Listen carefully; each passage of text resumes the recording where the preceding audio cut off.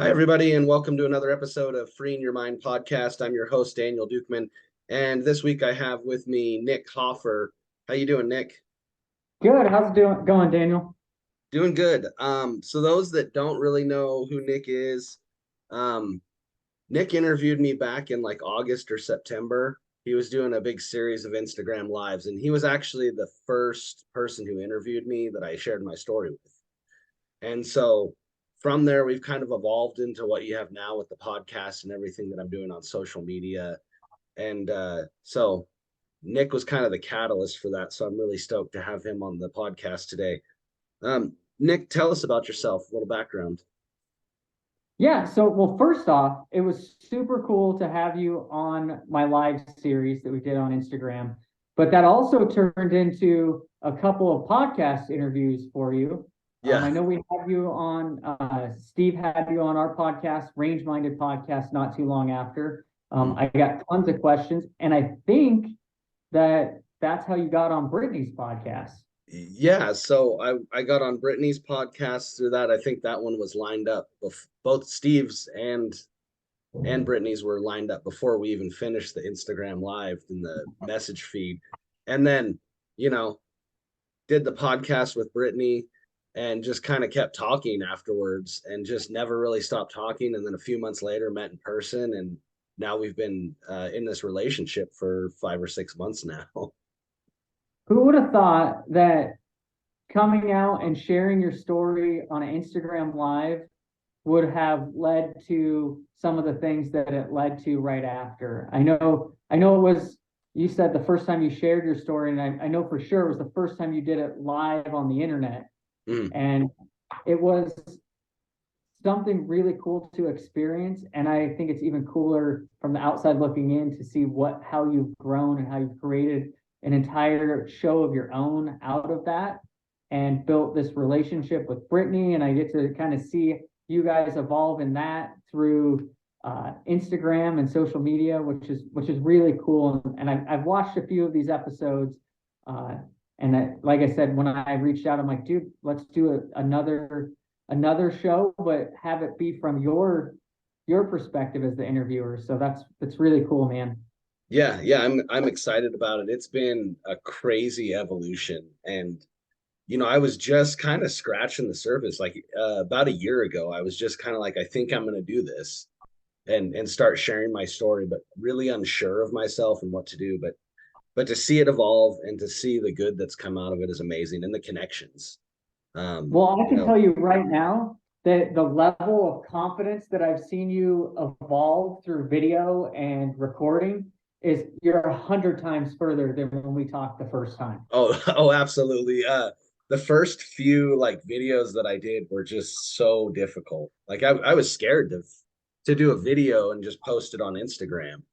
Dude, I remember And watching your videos on Instagram after our interview, and I'm like, dude, just put it out there. Just say it, hit send and be done, because you were like, and be like hesitant even in your video. I'm like, just get the first like 50 out of the way. yep. Yeah, now it's a daily habit sort of thing, right? You just I get on in the morning before I go to work. I post a video. Sometimes I do one in the afternoon.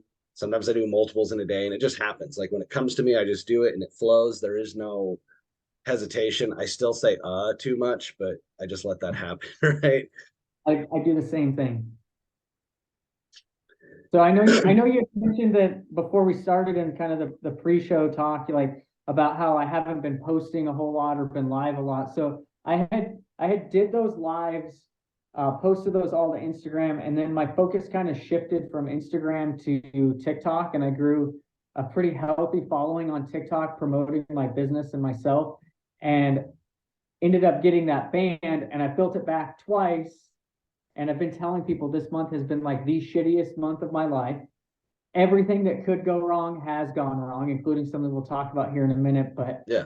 on Monday, I got banned again on TikTok, and so I've like been on the fence of whether or not I'm gonna try for like the fifth time, because I get a lot of reach over there, but man, it's frustrating. And so I've just been kind of uh, playing around back here on, or not here, but back on Instagram, doing some stuff and just trying to figure out like which platform I want to put my time into.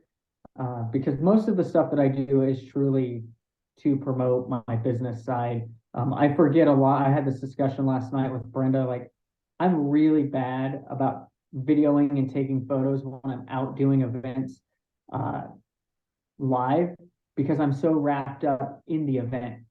Whereas Yeah. a lot of people, it's the opposite, where it's like, dude, everything is about making sure you get the video. And if I don't hire someone to take pictures and video, you will not see the events that I go to other than like one story on Instagram. Yeah, and I'm kind of the same way. I have to force myself to snap a couple pictures or get a video. And even at that, most of the time I just forget because I find that otherwise you're experiencing that event through your camera screen. Because So I learned that through baseball. Sorry, like coaching my son's baseball team, I was always like trying to take video, and I'm like, I'm literally watching a live event that I'm at, that I'm on the field through the screen of my phone so that I can get this video. And so now he's like, why don't you ever take videos of my hits? I'm like, because I'm on the field watching, coaching. yeah, And same thing happens. Like we went to Hawaii. I took probably 25 photos that with the intention of posting them to Instagram. Two of those made it up like a month after we got back. yeah. Yeah, it's hard. I did the same thing today with my youngest. Ember had end of year school program, and her mom couldn't be there, and she asked if I'd take video and record it. So I'm sitting there the whole time videoing it, and if I look over my camera, all of a sudden the phone drifts, and now I'm like filming the floor or something. So you really do end up you experience it through that lens instead of just actually absorbing it. So it is nice to be present. Makes it hard for posting down the road and sharing that with others what's going on in your life, but at least I you just made remember that the, you're experiencing I it. made the decision this year. Any events that I go to, I'm gonna hire my brother-in-law, who's a videographer and Nice. photographer. I'm just gonna, I'll pay for him to go with me and experience it, but he gets to experience it through the camera, and I'll use all of that content that way because it's just too tough. Like it's too tough to Mhm. try and do it myself. Yeah, And absolutely. I've been learning that with kind of deleting. I was on a coaching call today, and I was like, dude, delete everything that is not your primary thing. Mhm. We all want to get involved in so many like extra things and think, oh, we need 7 sources of income or we need to be on every platform. Like I'm really going through a phase. I've sold so much stuff around the shop because I'm like, I don't need to be doing this. I don't need to be thinking about that. All I need to be doing is this one thing that I'm trying to build really big. Yeah, and I mean I see you with like the Omni holster stuff and And like that's it. packaging That's the and thing. And that like is 10 years in the making. yeah, and it's awesome to see it because like you got it into Walmart. Is that what I heard? No, so Or we're was in talks with some oh, your people talks with from them? Walmart. It would be a year or so out. They want to make sure that the production level is there. And right now, like we couldn't produce enough to even go into 5% of their stores. Okay, Um, but so like the production levels have to ex increase significantly, but we got into every single major distributor in our industry. nice. So that's a huge step. The Yeah, last time I tried to do this, like that was something that I struggled with for multiple years. And this time I teamed up with the right people and kind of put my focus in the right place. nice. That is awesome because it is such a little niche thing, but it's a big market. But like what you do because of how you build your holster and it's so versatile.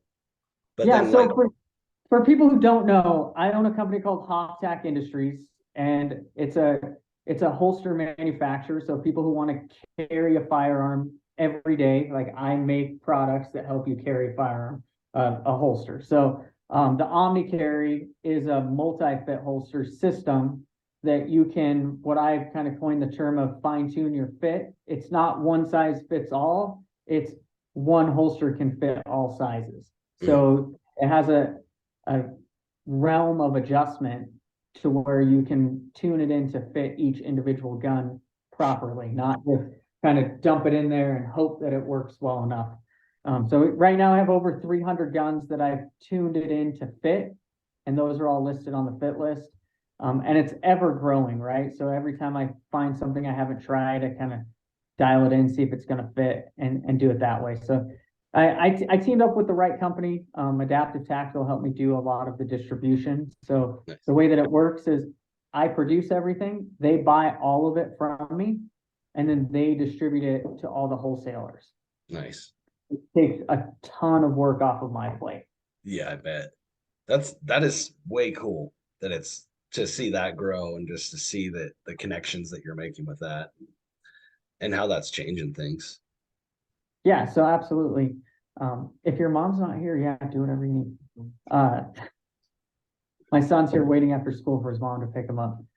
But yeah, so really shifting that focus, like guys have seen me like do the Patriot trays, they've seen me do custom holsters, they've seen me do full Kydex holsters, kind of like this. But uh, I realized like the trays were a great idea. That was my way of trying to get to more people that maybe didn't have the firearm that I made a holster for or that I had molds for. But it wasn't something I was passionate about. Like it Mm, wasn't something that I really wanted to get behind. I just like it was easy to do and I could reach more people. Where my passion and my goal is to help as many people as possible carry a firearm every day. mm, Now, that isn't like for me, that's not the people who are already going and getting training. That's not the people who spent 20 years in the military and have all of the tactical training. That's guys like you and me who we were firefighters, we didn't carry guns. Like, but we understand the importance of self-defense, right? yeah. Um, Guys who maybe know nothing about guns. Like before I was a firefighter, before I was in the firearms industry, I thought that guns were for hunting and hunting only, or cops. When I was a firefighter, cops carried guns, right? Yeah. Like I carried water, they carried guns, and we used to always tell them, yeah, you deal with the gun part, we'll deal with the water. Stop trying to do our job, we won't try and do yours. Yeah. Like Yeah, absolutely. the struggle between the two, right? And but now I'm like, okay, how do I bridge that gap and help everyday citizens realize that you can carry a gun, you can be a good guy with a gun, and honestly, you should carry a gun because we don't know when the cops are going to be able to show up. Yeah. And so that's really what I've started to focus my business around and start to narrow down like what it is that I do. Mm, Who do I support? And when I say support, like who do my products support? Like what is that? And it's not the typical gun holster manufacturer's demographic. And I like to put it this way, there's this 90-10 rule in the gun industry. 10% of the market are trained law enforcement, military, end of the world survivalists. 90% of the market are people who don't even own a gun yet. yeah. Don't go training, don't shoot, are brand new firearms owners. 90% of the manufacturers target that 10%.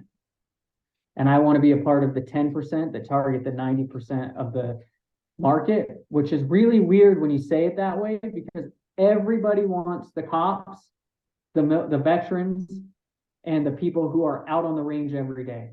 Yeah. Like that's who they're like. You look at their marketing, that's who they're after. And I'm like, everybody who walked in my door for 10 years was a brand new firearms owner. And I'm like, why is nobody going after this? And that's what the Omni Carry was for. Nice. So yeah, we got the trademarks, we got the patents applied for, and that's really the next 5 years. That's where I'm headed. It's been a long journey to understand that and figure out those things, but that's kind of where I'm at now. That's So awesome. That's if you're moving along, it's awesome to see you winning at that. I mean, you can't beat that, you know. It's hard work. You've stuck with it and it's great to see. yeah, and there's been some serious hurdles in between that, that's for sure. Yeah. And I think that's kind of more what this show is about, is kind of the hurdles that have been in between there. And I remember, since we kind of talked about your first interview with me, like I remember the first time that I ever did a podcast, I was scared out of my mind. In fact, I said no. I said Yeah. no, and it was the Forge Your Potential podcast, which is no longer around, but I'm still friends with the people who did it. And they gave my spot to Sean Whalen. And I was like, are you kidding me? Like, I said no to do a show, and he said yes, and that's the episode I was supposed to be on. And so I like begged them to put me on the next one. I'd never, like, I was so scared. I never spoke to a large group of people. I never told my story. I was months out from getting divorced, quitting my job, and having a major surgery that could have ended my entire like business that I just started. Mm. And I went on that podcast and I literally just like struggled through it, had no idea what I was doing, like never done it before. I think I had like 3 shots before I did it. So I Yeah. might have been a little tipsy going through it. And I was like, I got done. And I was like, oh my God, I'm so glad that's over. And I started doing Facebook Live, kind of like you. Like after I went and did that the first time, I was like, dude, I've got to figure out this video thing. I've got to figure out this being recorded, telling my story. And that's kind of where I started, was like in a position where I was like, I don't want to go on there because I've gone through a lot of shit and I don't want to talk about it. Mm. And lo and behold, going on there and talking about it was the best thing I probably ever did, because that year was, to this date, my best year in sales. Yeah, and I think oftentimes like the things that we do not want to talk about the most are the ones that you need to talk about. And Yep. that's where the growth happens, that's where the change happens. It's almost like therapeutic, right? It gives you the ability to process it because you're saying it out loud, you're hearing yourself say it, you're conveying that message to an audience. There's just something about it that for me really makes it stick, and there's that uh processing of it after it's done, that all of a sudden everything clicks and you're like, okay, I got this. Yeah, and that's kind of like moving forward in the conversation here. Like, we were going to do this podcast on Monday, and Mm. I think we scheduled to do it last week. Was it Tuesday or Wednesday? Yeah, we're looking at Tuesday. Yeah, and I think we made the plan a week previous, and right after we scheduled that, I had found out that my dad was killed in a motorcycle accident. And it's really like, I wanted to put this off, right? And I wanted to just call and say, dude, I can't do it. Like, I don't know how I'm gonna like do this right now. I don't know what mental state I'm gonna be in Mm. come Monday or Tuesday. And the more I thought about it, the more I was like, well, that's exactly why I should do this. Like, I think, and there's been a lot of things in the last week that I've looked back on, because it's been exactly a week ago that this accident happened. Mm. And I was having a conversation at lunch on Friday, and I said, I listened to a Joe Rogan podcast with Joey Diaz, and he talked about working in a mortuary, and he talked about, should you ever let your kids view a body at a funeral? And I was like, man, this is a morbid conversation. And just talking about like the stages of death and things like that. And lo and behold, a few days later, I had to make that decision. Mm. I had to go through that situation where I was at a funeral home, deciding if I wanted to see the body.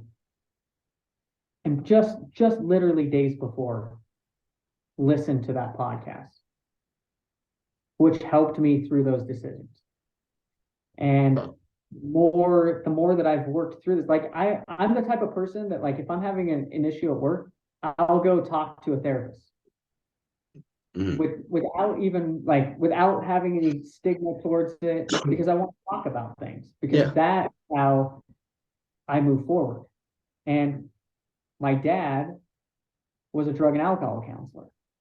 He spent years of his life when I was a kid on drugs, do alcohol, in and out of prison 3 times, and then got out, and for the last 16 years was sober, but also became one of the state's leading drug and alcohol counselors and helped thousands of people. And my thought was, dude, I have to come on here and talk about what I'm going through, because Absolutely. that is what he taught me to do, is to work through things by talking through them and do what you're supposed to do. And so I've gotten, God, hundreds of phone calls. And I'd say half of those are from people I have no idea who they are. People who knew him, people who follow me on social media, like saying, hey, I'm here for you if you need it. And I'm like, dude, I have the only way that I've processed this is through working forward Mm, and knowing like I can't let my life go to shit because something shitty happened. I have to move forward. I have to do the right thing. If I'm feeling down, like I have to call somebody, I have to talk to them. I have to go get the counseling if I need it. I have to be here for my son who was just in here. Like I have to be able to do that stuff and not destroy my life.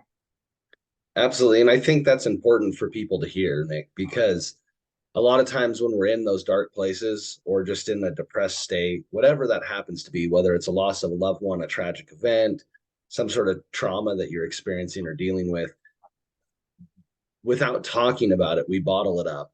And then it's not a controlled release. Eventually it's going to come out, but you Yeah. don't get to control it at that point.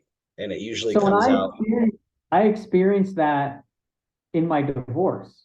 Mm, So I had found out some things with my ex-wife, and I let him go, right? And I bottled it up. And a month later, I was out for my birthday, and we were at a bar and we were drinking, and one of her friends told me something that I didn't know, and I literally like exploded. And it was the worst experience I've ever had in my life with dealing with an emotion. And that right there taught me like you can't do that. mhm. You can't just pretend like everything's going to be okay and not talk about it and not release, like you said, release those emotions in a controlled state. Because the minute that it overflows, you have zero control. Yep. And Yep. we've You all can, experienced that. yeah, absolutely. You can only keep it bottled up for so long, and to release it in a healthy way, and just to kind of let it flow as the emotions are there and they're fresh, and to talk about it. Um, yeah, it puts you in a more vulnerable state, but by talking about it, you're gonna feel so much better by just getting it off the chest immediately versus carrying it around. And it allows you to process things and integrate that, and you end up stronger. You end up happier, healthier. Yeah, absolutely. And to be honest, like sitting here talking about this is part of the therapy of moving forward. Like Absolutely. that's what when I was like, I don't know what you want to talk about, but like I know it seems really soon, but I'm okay with talking about this because I think that working through it early can help other people because I've watched people experience loss before, and for years they let it consume their life. Hmm. And I've counseled people of like, dude, do you really think that that is how that person would want you to move forward? Like you were so great when that person was around, and now your life is just totally fucked. Hmm. Like I know it's emotional, but how do you continue to live life? Yeah, and it's there's living life in that state where, when you were a happy person, and if you let tragedy take you captive essentially and Yeah. control your life, you're no longer a happy person. You're depressed, you're angry, resentful, all these different emotions and feelings. And like, why would you willingly put yourself into prison? Because that's essentially what it is. And Yeah. you hold the key to that cell, and every day you're in there, you're refusing to unlock the door and let yourself out. but you're angry that you're there. And something the last week that I've really thought about is like, and I've cried, I've yelled, I felt angry once or twice, but not a lot of anger. Mm, Just some anger of like, man, this sucks. I wish it didn't happen. But like, I don't really have. I have a little bit of resentment of things that I left on the table, but we had such a great relationship in the fact that like it's not like I can say, oh, my dad never told me he loved me. I never told mm, my dad I never told him how I felt. Every time we saw each other, we told each other how we felt. mm, And we didn't see each other ever. I mean, we lived 15 miles apart, but we still didn't see or talk to each other every week. mm, We might go a couple months without seeing or talking to each other, but when we got together, it was, hey, this is what I have going on. Like, I'm so proud of what you're doing over there at work. And he would tell me the same. And I would just, it was a great dynamic that we had.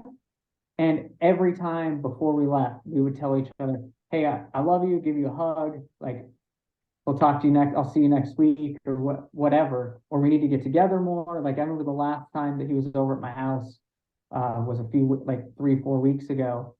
And I told him, I was like, dude, the conversation that we just had in the truck about your life and teaching at the college and all of the shit that you went through and your education. I'm like, dude, we should have made that. We need to get together and record a podcast about that and just talk about it because that, right, like the things that he did has changed so many lives, not just his own. And I was like, dude, that's how you need to be remembered. mm. And that will be how he was remembered. I just got an email yesterday. They just dedicated a sober living house in his name. Awesome. Oh, yeah, so it's gonna be called the Hoffer House, which is gonna be really cool. And there's Nice. just so many stories, like people posting on his Facebook page about how he stepped into their life at the right time, made changes. I'm like, dude, how can I can be upset that he's gone. I'll be upset when I pick up my phone in a few weeks on Father's Day and I want to send him or call him or go to breakfast with him and my son like we always do. I'll be upset. But at the same time, he has done great things in the second half of his life. And that's what I'm going to remember. Yeah, And that's and how I'm going to do it. that's awesome. That's like so well spoken and said. It actually what you were talking about reminded me of my dad when he passed. Just the amount of people that reached out and for months. It's crazy that you never really think how many lives somebody affects until afterwards. It's always like the what would, you know, people are like, well, if you were dead, who would come to your funeral? And you're like, I don't know. Yeah. But really it's like such a remarkable thing that so many people had reached out and said, like, hey, I remember this time when your dad did this. And even months later, I mean, like a good high school buddy of mine just texts me randomly at like 10:30 at night and was like, hey man, I just wanted to tell you I was thinking about your dad, just like all just started talking about all these stories and different things that we had done growing up. And it's such a beautiful thing that that your father passed on that legacy and those memories and affected so many lives in a positive way. And for me, it's always been one of those things that I hope that I can do half of that. Yeah. Yeah, absolutely. And same thing for me. Like I go over on his Facebook page and I'm reading some of the things that people have posted on there. And two of them really stood out to me. One of them was from the town where he grew up, and it said, uh, Darren gave me my son back. I can't remember son or daughter, but gave me my son back is what I think it said. Uh, he counseled him, he got him sober, he got him back to who he was before, and I'm so grateful for that. And then the next one, literally, the next story I remember says, Darren gave me my mom back by helping her stay sober and be clean. And I'm like, dude, like, how do you compare that to anything? Mm, Like and there's hundreds of those posts. And I guarantee that if there's hundreds on there, there's probably thousands of people that he's helped. Because I mean, he works with 50, 60 people a day. yeah. And so many of those people have told me like the reason he was able to help me the way he was because he was me at one time. Mm-hmm. He wasn't just somebody who went to school to learn how to be a counselor. He was somebody who went to prison for drugs and alcohol, got out, figured out that he wanted to be a dad, he wanted to be a husband, he wanted to be a son that he wasn't, and helped other people figure that out without having to go through that experience. And there's something to be said about having real life experience and teaching that. Absolutely.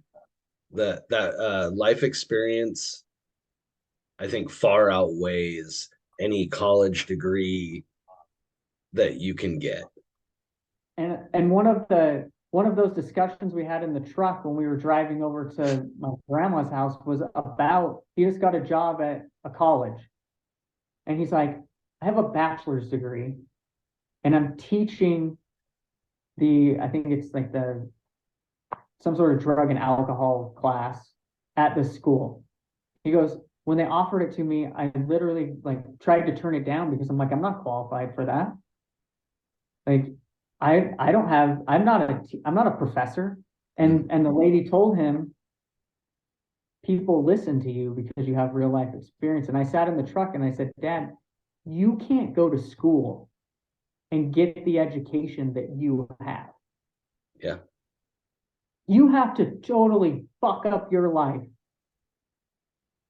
and almost die multiple times and lose everything 3 times over in order to get the education that you have. I said, if there's a doctorate in drug and alcohol counseling, you have like 3.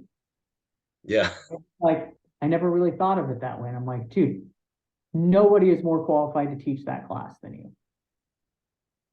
And I think that was like one of his prouder moments was getting that job teaching those kids. And I mean, he only got to do it for a little over a month, but yeah.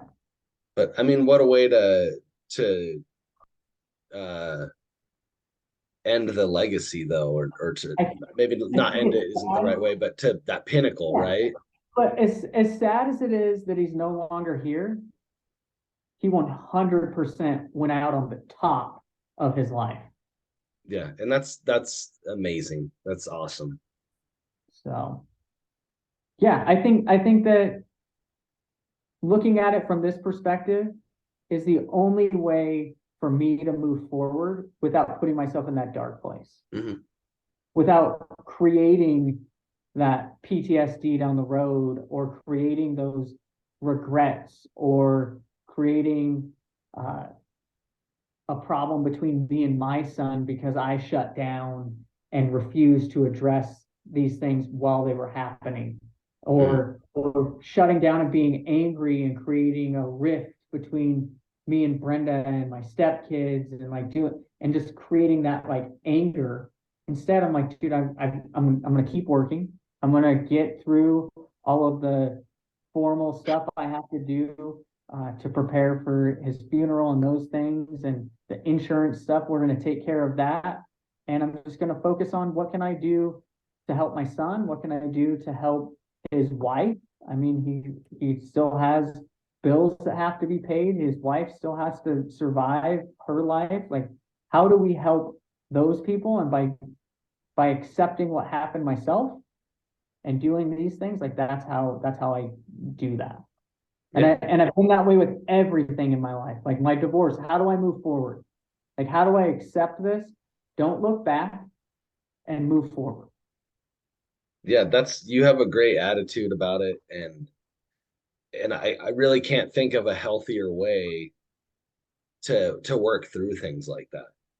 Because when we get stuck in stuff, it really, I think it's important that we look back on the past and what we've learned from it, but understand that that's the past, and that it just affects, well, it doesn't really affect necessarily, but it's what we learn from it, and take that forward and take the lessons and not beat ourselves up about it, but take the lessons and the value from it and move forward.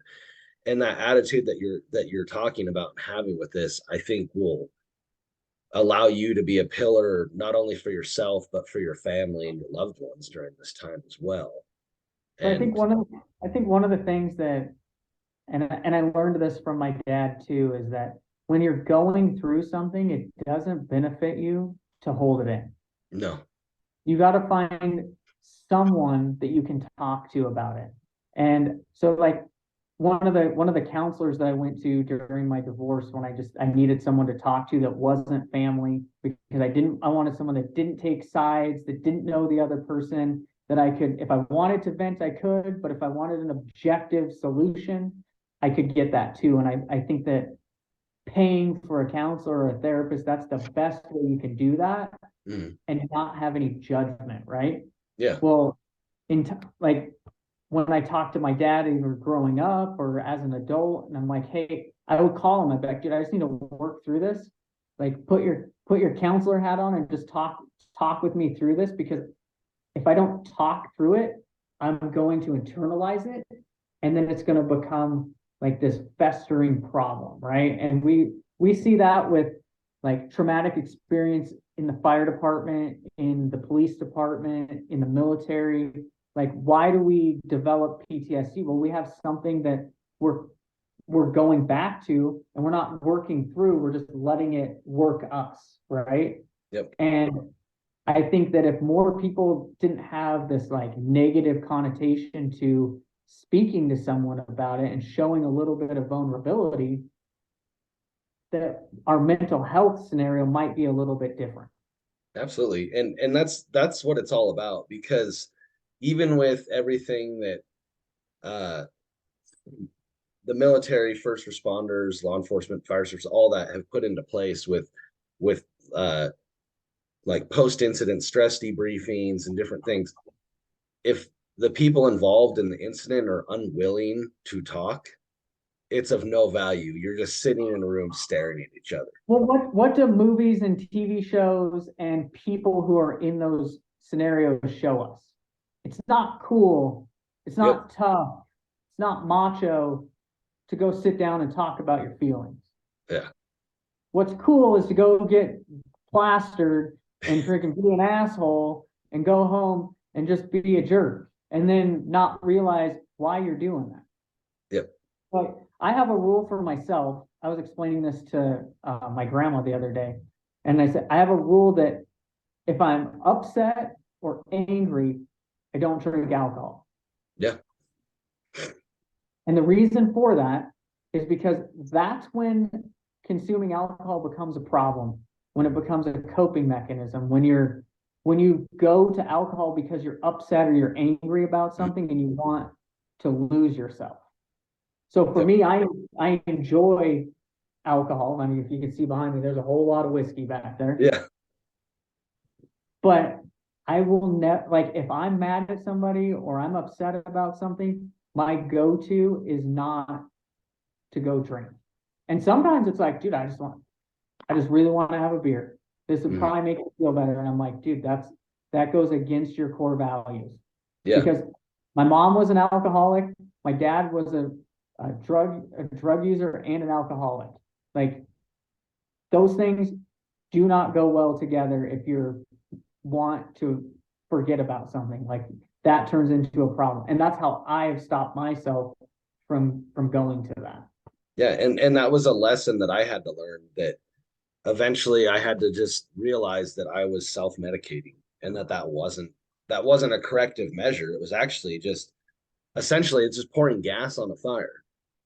Oh yeah. What It does alcohol do? It lowers our inhibitions and let us release those feelings unfiltered. yeah. I remember when I used to drink and I would get like I hate the feeling of being drunk, right? And Mm, but I remember that I would get drunk and then the next day be like, oh shit, what did I say? What did I do? And then I'm like, dude, I hate that. yeah. I hate like not knowing if I said or did something stupid or saying or doing something stupid and knowing about it's just as bad. Yeah. Yeah. I'd, And I'd, that's I'd what, much rather say it sober and at least I yeah. least I was in clear head, when I did it. And when you did that, that actually did something therapeutically for you. Getting drunk and saying it just made you feel like an asshole again. Gave you Yep. one more thing to add to the trauma. Yep. And that's something that I've really stood on for a long time. And I tell people all the time, and I told my dad this, like the things that you did that were bad taught me just as much as the things that you taught me intentionally. So the fact that he went to jail for using drugs, there's no high in the world good enough to get me to use drugs. Yeah. Yeah. Because And I that's, associate those actions with being a bad parent. mm, And my biggest fear in life is being a bad parent. yeah. And that's truth that I mean, I think people sometimes forget that regardless of what you do, you're teaching your kids. Yeah. And kids are so smart and we don't give them enough credit, but you're either teaching them something positive or negative.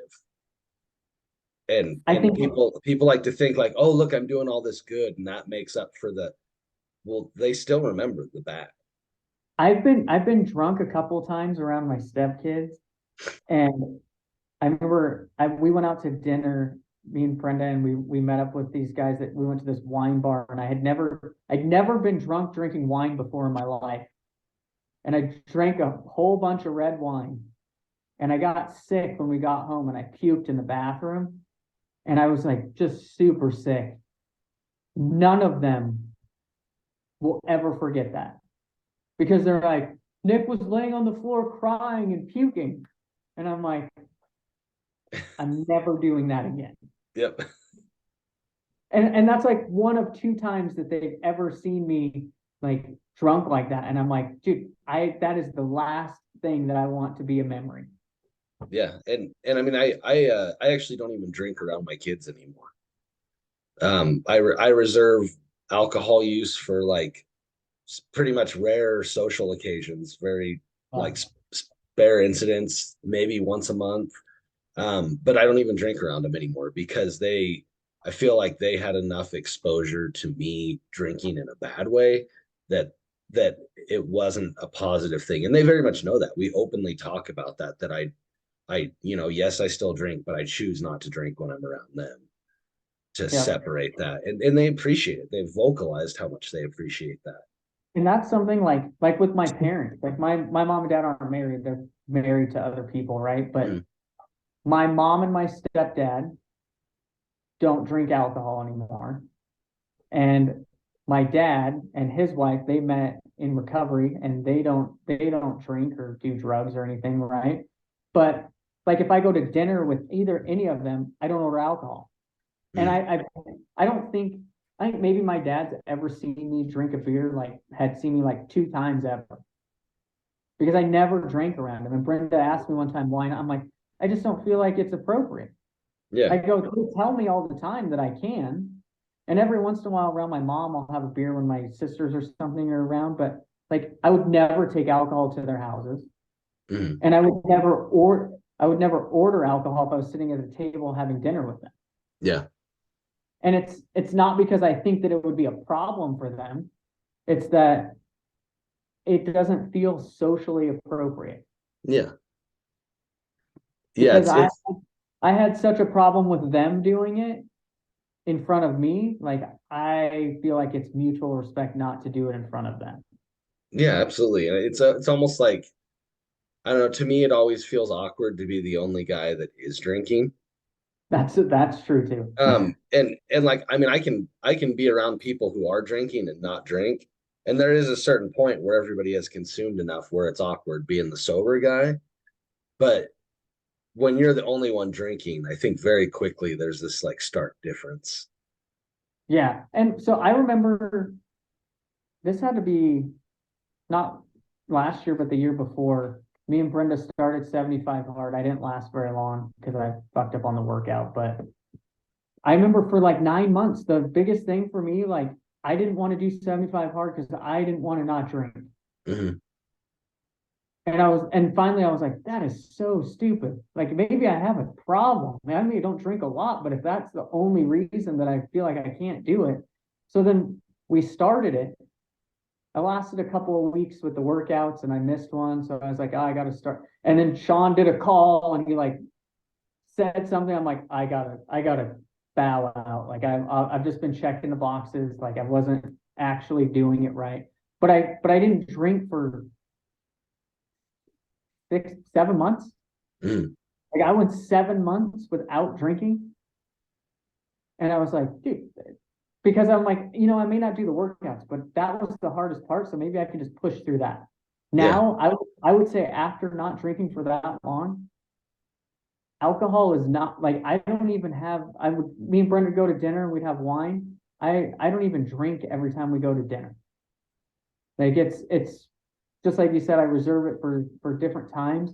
But at the same time, she has probably had in the last 2 years 3 alcoholic beverages, like completely quit drinking. And not because it was a problem, but Mm. because she's like, yeah, I just don't want to.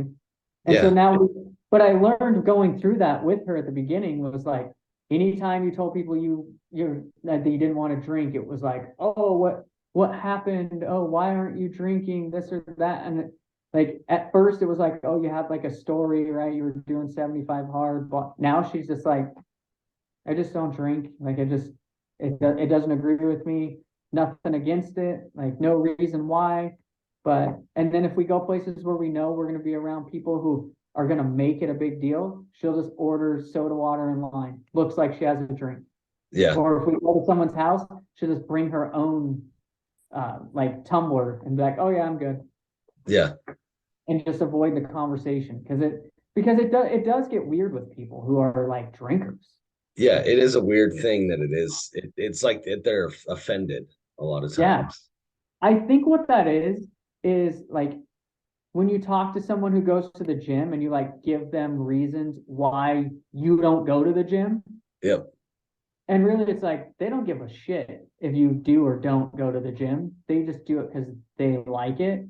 Yeah. But you're like, now I'm insecure because you go to the gym 5 days a week and I haven't been in months. Yeah. So I think that's the same with people who are maybe on the verge of having a drinking problem and they're like self-conscious but not aware of it. Yeah. And and that was a big thing for me because I was on the verge of having a problem with using it as a coping mechanism.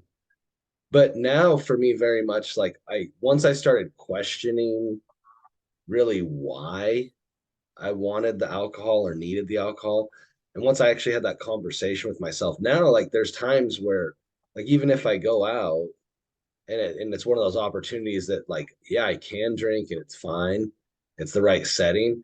A lot of times I'm just kind of like well, I don't know, maybe I I might do that have a drink. sometimes. Like I'll go have cigars with a bunch of buddies every once in a while, and sometimes I'll just drink coffee.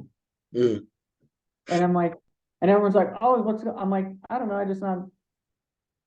I want to drive home. I want to sit here. Nothing sounds good. I don't know. yeah. Like people come in here and they see like, there's probably 20 bottles of whiskey sitting behind me in the showroom.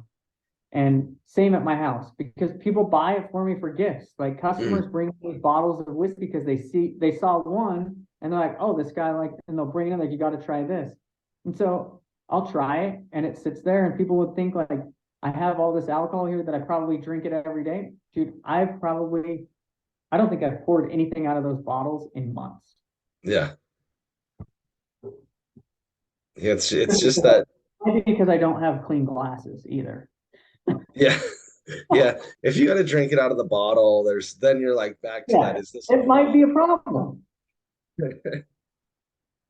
And Yeah, I think I'm thinking if I won't drink it out of paper cups, that might be a problem. yeah, I mean, and I don't know. I don't want to take a good whiskey and have the flavor get off because I poured it in a paper cup. Exactly. Or You know? crushed ice. Yeah. If I don't Yeah. have solid ice cubes, like I'm either drinking it neat or not at all. Yeah. Yeah, that's that I go on a tangent about that because there's definitely depending on the establishment you're in, the definition of neat or on the rocks can be very different. Oh no. Yeah, I think that's the same thing. And but yeah, like I said, moving forward, like just talking about stuff, just kind of doing like I think this right here, super therapeutic for me. And I think that like as far as other people, like you got to find someone you can talk about your shit with. The best way to do that is just to pay somebody. But I've found ways like podcasting and lives like those became very therapeutic for me from 2017 on, and I've made it a habit to continue to do that. And this sounds kind of weird, but like I feel like us planning this podcast was a part of my like healing and moving forward. Yeah, and you know that I think life has a funny way of putting things in your path when they need to be. Yeah. And this might just be one of those situations, and I'm certainly grateful that you came on and talked, and I do think that this conversation was very valid and valuable to the audience because it is a real thing. Tragedy in whatever shape or form it takes, how we deal with it is important because Yeah. that is literally the difference between making it or breaking it, you know? Well, something that you said in the beginning of this was when you said that controlled release of emotions. And that is something that has just in this conversation already stuck with me where I'm like, yeah, controlled release of your emotions. Like anytime you let it boil over, anytime you stack things on top of each other without dealing with them, like you're not going to have a controlled release. You're going to have an explosion. And that to me is 100% worth coming on here and bringing up all of this conversation because I'm going to continue to release those emotions as they come in order not to create a problem. Yeah, absolutely. I think that's great, Nick. I'm you know, I'm sorry for your loss, but I'm very happy for you for how you're choosing to deal with it and process it and move forward because you have such a good perspective on things and that will carry you. And I think that says a lot about you character wise too, that you're choosing to be on the healthy path and the vibrant side of things versus drowning yourself in sorrow and misery. It's such a good place to be in, and I'm thankful that that's where you're at. Well, it comes back to like I remember I got the phone call, it was 11:30 at night, and I couldn't believe it. And I just sat there and kind of thought about it, and I was like, what do I do now? Like, who do I tell? Like, what am I supposed to do? And I just kind of thought, I should do what he would want me to do, and that's not fall apart. Now, there's been some times where like I wasn't all together, but I keep going back to like if I was to call him right now and say, "Did you know I'm struggling with this? Like, what do I do?" What would he have told me? And it's always the same. It's like, dude, you got to work through it. You got to move forward. You got to talk about it. Tell me what's going on. Like, now let's figure out a solution. I might not know what the solution is right now, but I know that I'm figuring it out. And Yeah, I'm so grateful that you allowed me this time and platform to kind of, I mean, I'm literally working through this stuff as I talk to you. So I'm just glad that you've allowed me this time and space to do that. yeah, absolutely. Anything, man, anytime. Um, Well, I'm gonna make it out your guys' direction next month. I got a meeting out there and I wanna put together a lunch and meet with all of you guys. yeah, that'd be great. Yeah, Yeah, I was just out there a few weeks, like a month ago for the Jadari uh grand opening, but I was literally there for like 6 hours and drove straight back. yeah, it was kind of a crazy time weather-wise for me to get away for anything, and Dude, when we left here, it was snowing. We live in Boise. It was mm, a blizzard in the morning when we left. It was raining halfway there. It was sunny when I got to just outside Salt Lake, and then it was like rain, snow while we were there. I watched Aaron Wagner pull his Rolls Royce out of the building into a freaking blizzard. And then 30 minutes later, it was 65 degrees and sunny and beautiful as we left town to go home. And then it started raining again. Yeah, we had kind of a, I don't know. I'm boycotting winter this year. That's all I know. I'm like, it was too much this year. Last week, it was 40 degrees here. And then on Sunday, it was 90. Yeah. Like we were playing baseball and it's like bipolar. We go to a game, we have on sweatshirts, and then the next day we're getting sunburns. Yep. That's kind of, I mean, we've been warm, but we've been getting the random like just rainstorms just out of nowhere. Like, yeah, that wasn't in the forecast, but hey, there's an inch for you just all at once. Well, I'm gonna cut this one a little short. I'm not Yeah. sure how long you guys typically go, but I Oh, need we're to good. I need to get out of here and I gotta run over to my dad's house and take care of some stuff with the lawyer. So I know that I'm kind of on a time frame, but Yeah. dude, stay in touch. I can't wait till this comes out. Let me know and we'll get it shared out because I feel like this could help some people and it's definitely helped me. So thank Yeah, you. absolutely, Nick. I appreciate you coming on, and if you need anything from me, let me know. And Absolutely. Like I said, what I need is I need to set up a lunch so I can go to lunch with you and Brittany and talk. I'm excited for you guys. I know she yeah, just moved over there, so yeah, we'll do it. And just everybody, thanks for tuning in this week to another episode of Freeing Your Mind podcast. Be sure to like, follow, and share the episodes. If you can leave a review for us, give us 5 stars. The more that happens, the higher it pushes us up into the search platforms, allows the us to be reviews more help, visible guys. and help They help people. a lot. So What's that? I said the reviews help a lot. So Yeah, we've noticed that with our podcast. Like the more if you guys really get something out of this episode or any of the episodes, go leave Daniel a review because that's how he's going to be able to continue to do this and get more people on. there you guys have it. Nick, thanks again. I appreciate you. And you guys, we'll see you next week. Love you all. God bless.